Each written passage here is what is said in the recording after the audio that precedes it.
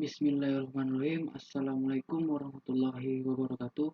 Perkenalkan, nama saya Muhammad Wisnu Abranugra dari kelas 6 ABG Arsitektur Bangunan Gedung Politeknik Negeri Pontianak. Di sini saya akan mempresentasikan mata kuliah dari kewirausahaan tentang rencana usaha, yaitu bisnis properti. Yang pertama, pendahuluan. Nama perusahaan Sumber Makmur Properti.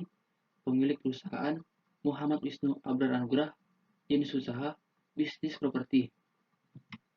Tujuan: proposal ini bertujuan sebagai tempat berbelanja alat dan bahan bangunan dengan produk yang lengkap dan berkualitas, memberikan layanan dalam mewujudkan impian atau keinginan pelanggan dalam bidang jasa konstruksi, baik perencanaan dan pelaksanaannya yang meliputi perumahan, gedung, konstruksi baja, konstruksi jalan, desain interior, pengembangan dan pengembangan kota. Visi dan misi. Untuk visinya, yaitu mendorong tumbuhnya motivasi berwirausaha bagi mahasiswa dan membuka lebih banyak lapangan kerja untuk orang sekitar.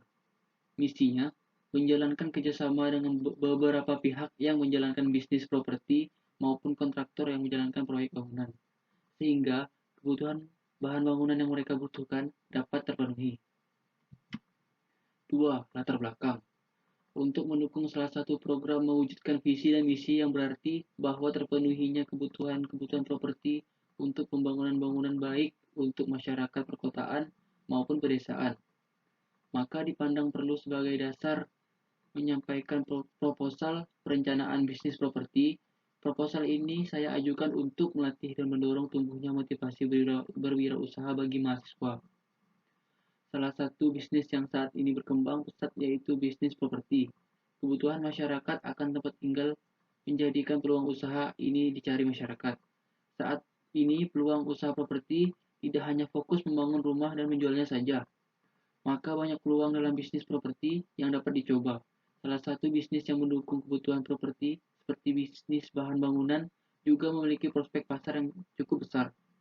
Karena selama ada pembangunan rumah, kantor, sekolah, serta gedung lainnya, bahan bangunan seperti besi, semen, cat, keramik, dan kayu akan terus dibutuhkan pasar.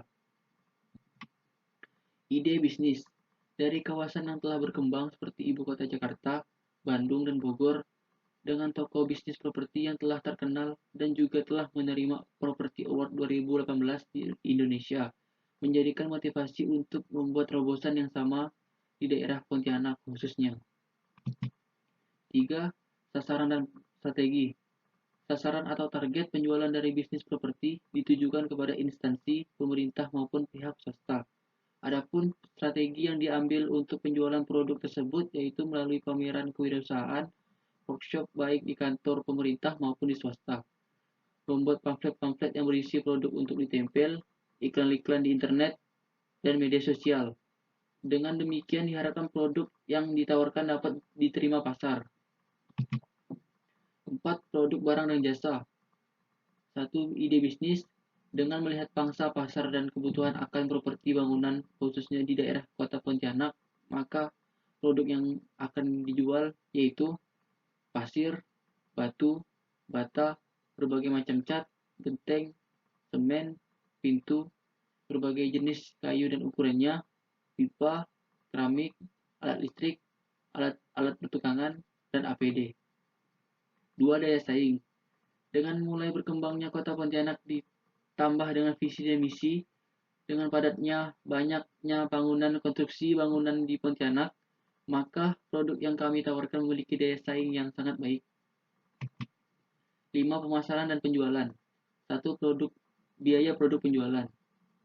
Yang pertama, biaya pasir per kubik yaitu 260.000, batu 320.000, bata per biji 2.900, cat per kali sesuai merek 200.000, genteng per keping 155.000, semen per sak 50.000, besi berbagai ukuran yaitu besi beton polos 10 mili 83.000, besi beton polos 12 mili 120.000, besi beton polos 16 mili 160.000, besi beton polos 19 mili 218.000. Hermes M7 425.000, Hermes M8 550.000, Hermes M3 725.000, Hermes M10 880.000. Pintu PVC 175.000, pintu kayu jadi 1.050.000, kayu per batang harga sesuai ukuran, pipa per batang sesuai ukuran 50.000, keramik per dus 55.000, peralatan listrik harga sesuai alat, peralatan tukang harga sesuai alat, dan peralatan APD harga sesuai alat. 2. Produksi. Proses produksi. Untuk memulai proses produksi, hal yang harus dilakukan adalah pertama, pemilihan lokasi, yang kedua, memperhatikan kebutuhan pasar pada bahan bangunan, yang ketiga, memilih bahan bangunan berkualitas, dan yang terakhir, melakukan promosi. B. Ketersediaan bahan. Ketersediaan bahan properti atau material dari perusahaan yang sudah terjamin dan terbukti kualitasnya, sehingga tidak merugikan berbagai pihak, baik dari pihak perusahaan maupun konsumen yang membelinya, terutama pihak pemerintah. C. Kebutuhan dana.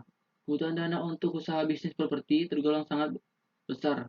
Hal ini dikarenakan sebagian bahan baku harus dibeli dari luar kota.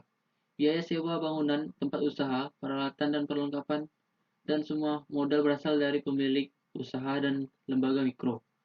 Modal awal usaha ini selain dari modal sendiri juga dibantu oleh lembaga mikro yang ada di daerah kami, sehingga untuk pengembalian dana tidak dikenakan bunga, melainkan perhitungan pengembalian dana dengan cara bertahap.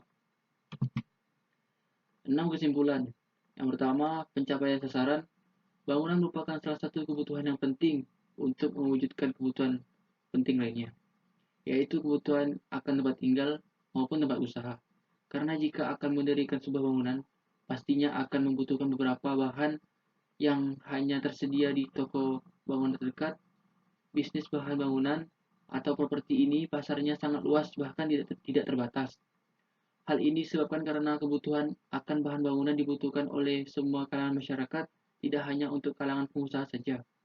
Kebutuhan akan bahan bangunan merupakan salah satu kebutuhan yang penting untuk mewujudkan kebutuhan penting lainnya, yaitu kebutuhan akan tempat tinggal maupun tempat usaha.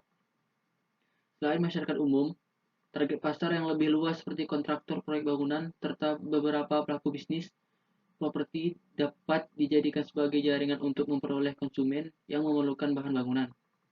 Karena pelaku bisnis properti membutuhkan material dari bahan bangunan yang memenuhi permintaan perumahan dari konsumennya. 2. Manfaat ekonomi terhadap sekitar. Kami menyimpulkan bahwa dengan adanya usaha ini dapat membuka lapangan kerja bagi warga, memperluas jaringan kerjasama dengan pelaku bisnis lain yang dapat mendukung bisnis bahan bangunan, sehingga pemasaran produk bahan bangunan lebih luas. Selain itu, usaha untuk mengikuti perkembangan pasar bahan bangunan yang paling banyak dicari saat ini seperti semen, batu bata, galvalum, sehingga pelanggan tidak akan berpindah ke tempat lain. Kualitas juga harus dijaga karena konsumen biasanya mencari bahan bangunan yang berkualitas.